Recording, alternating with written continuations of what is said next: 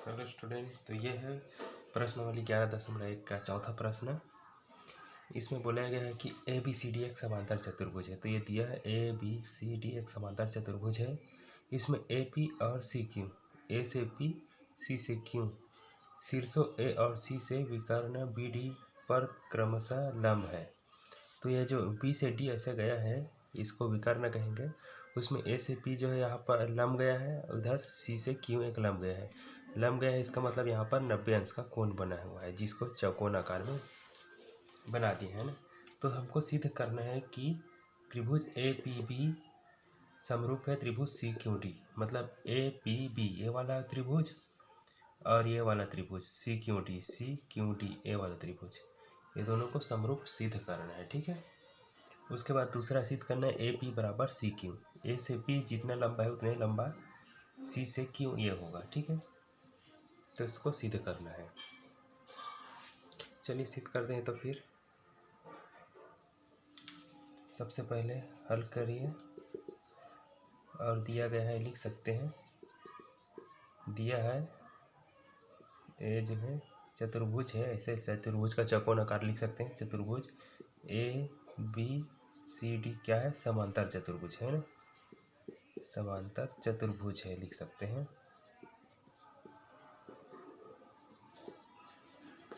ठीक है, ये समांतर चतुर्भुज है और ये जो है विकर्ण है बी डी विकर्ण है, ऐसे लिख सकते हो। आप जितना चाहे इसमें जो भी लिखना है ठीक है लिख सकते हैं। और ये समकोण है ऐसा करके। तो अब हमको इस सबको छोड़ के हमको जो है सिद्ध करने वाले में जाते हैं। ठीक है। तो सिद्ध करने के लिए दोनों त्रिभुज को देखेंगे। ठीक है। त्रिभुज ए पी बी और ये दूसरा त्रिभुज है सी क्यू डी। ठीक है। इन दोनों त्रिभुज में हमको इसको समरूप सिद्ध करने के लिए कम से कम 3 चीज़ें जो है बराबर खोजना होगा। ठीक है। तो देखिए ये वाला जो त्रिभुज है इसको मैं अलग से बना के दिखा देता हूँ। ये ए है, ये बी है और यहाँ पर पी है और यहाँ पर ये 90 अंश का कोण बन रहा है। ठीक है। अब ओ वाला त्रिभुज को देखिए, उसको भी इसी तरह से बना देता हूँ। ठीक है। अगर उसको अगर पलट देंगे या वैसी की वैसी बना देता हूँ। देखिए वो इस तरह से है। यहाँ पर सी है, यहाँ पर क्यू है, यहाँ पर डी है। इसका 90 अंश का कोण जो है यहाँ पर है। ठीक। तो देखिए इन दोनों में जो है ये 90 अंश है, ये 90 अंश है, तो दोनों का कोण जो है बराबर उसको लिख सकते हैं। जैसे इसका कोण जो है पी बराबर है इसका कोण जो है क्यू के। ठीक है। कारण लिख देना यहाँ पर समकोण। ठीक है। जो है दोनों में समकोण है, लंब है इसलिए लंब आ गया है, इसका मतलब समकोण होता है। तो यहाँ पर लिख सकते हैं लंबवत है, ऐसा भी लिख सकते हैं, या समकोण है ऐसा भी लिख सकते हैं। ठीक है। ये तो हो गया। अब देखिए इसका जो है ये भुजा ए बी बराबर सी डी, मतलब ए बी जितना लंबा है उतना जो है सी डी होगा। इसको क्या, इसको ऐसे लिखेंगे ए बी बराबर सी डी या डी सी जो लिखो। इसका क्या कारण है, इसका ये लिख सकते हैं कि समांतर चतुर्भुज के इसको थोड़ा मिटा देता हूँ। समांतर चतुर्भुज के सम्मुख कोण क्या होते हैं, बराबर होते हैं, बराबर होते हैं। ठीक है, होते हैं, क्योंकि ये जो है समांतर चतुर्भुज हो रहा है ए बी सी डी। ठीक है। तो उसके जो सम्मुख कोण है आपस में बराबर होते हैं। ये जितना है उतना ये रहेगा, उसी तरह ये राइट साइड वाला है, ये जितना होगा उतना ये होगा। ठीक है। तो ये जो है सम्मुख कोण है, ये वाला जो है ए बी है और ये वाला जो है सी डी है, तो ये आपस में बराबर हो गए।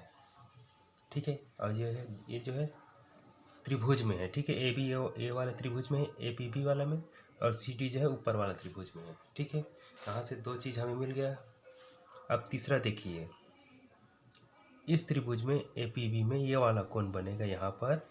वो कोण क्या कहेंगे उसको, कोण ए से बी से पी मान सकते हैं या क्यू मान सकते हैं, जो भी मानो। ठीक है। तो ए पी क्यू भी बोल सकते हैं, ए बी ए बी, यहाँ से क्यू को भी बोल सकते हैं, पी को। क्यू जो है पास में तो इसी को मान लो, ठीक है। इसके बराबर ये वाला कौन होगा, उसको क्या बोलेंगे, C D P, C D P. अब ये क्यों हो रहा है देखिए, अब इसको मैं चित्र बनाकर दिखा देता हूँ। ये ए है, ये बी है, ये सी है, ये डी है। हम किसकी बात कर रहे हैं, ये कैसा रेखा है, ये वाला कोण और ये वाला कोण आपस में बराबर होते हैं बोल रहे हैं।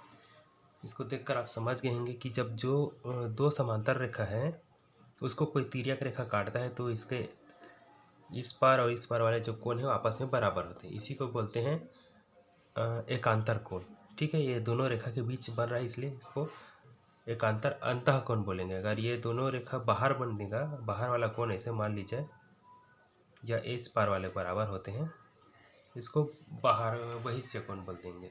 अंतर पर है तो अंतः कोण, ठीक है। तो ये आपस में बराबर होते हैं, उसको मैं लिख दिया हूँ।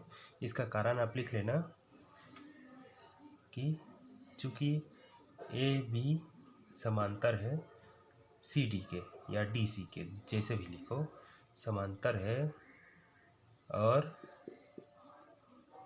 डी बी क्या है, तिर्यक रेखा है, इसलिए इसको मिटा देता हूँ। डी बी जो है तिर्यक रेखा है,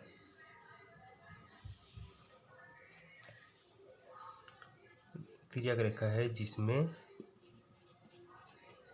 क्या लिख सकते हैं इसको,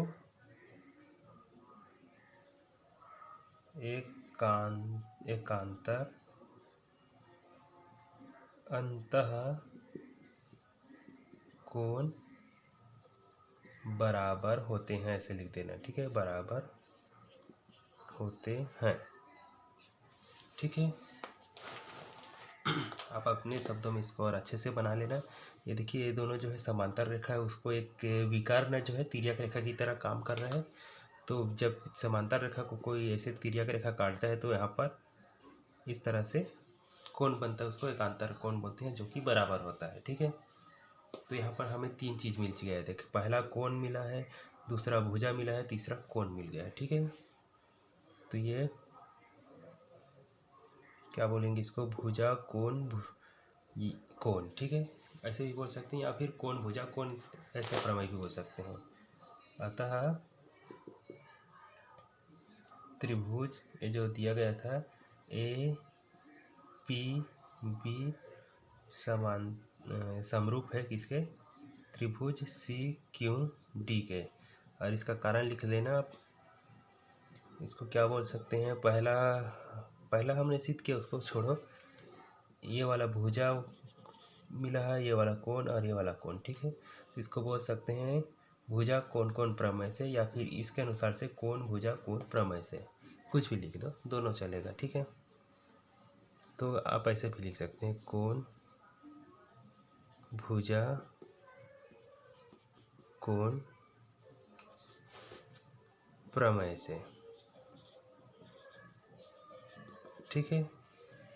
इस तरह से ये जो है समरूप सिद्ध हो गया। ये वाला पहला वाला हमारा टास्क का कंप्लीट हो गया, पहला क्वेश्चन जो दिया था सिद्ध करने के लिए वाला, ठीक है, हो गया। अब इसी में बोला ए पी बराबर सी क्यू, ए से पी बराबर सी से क्यू। अब भाई जब दोनों त्रिभुज जो है समरूप सिद्ध ही हो गया है, ए पी बराबर सीधा सी क्यू लिख दो। कारण क्या है, इसी को कारण बता देना कि दोनों त्रिभुज जो है ए पी बी समरूप हो गया है किसके, सी क्यू डी के। तो समरूप है, इसका मतलब जो इसके सम्मुख भुजाएं जो है वो भी आपस में बराबर हो जाएंगे, ठीक है। समरूप का मतलब है जैसे कि ये त्रिभुज और ये त्रिभुज आपस में बराबर है, मतलब सॉरी, ऐसे समरूप है, ये ए है, ये बी है, ये सी है, और ये डी, ये ई और ये एफ है, ठीक है। तो समरूप का मतलब ये होता है कि ये भुजा के बराबर ये भुजा हो जाएगा, ये भुजा के बराबर ये भुजा होगा, ये नीचे वाले के जब ये बराबर हो जाएगा, ठीक है। तो इसी तरह ए पी बराबर सी क्यू लिख सकते हैं, क्योंकि ये दोनों जो है समरूप हो गया, मतलब उसके सम्मुख भुजा आपस में बराबर है, ठीक है। तो इस तरह से ये सिद्ध हो गया। आप लोग को बहुत आसानी से बताने की कोशिश किया हूँ, ठीक है। आप लोग को समझ में आया होगा तो अच्छी बात है, और चैनल को अगर सब्सक्राइब नहीं किए तो प्लीज़ सब्सक्राइब कर देना। मिलते हैं नेक्स्ट क्वेश्चन के साथ, ठीक है।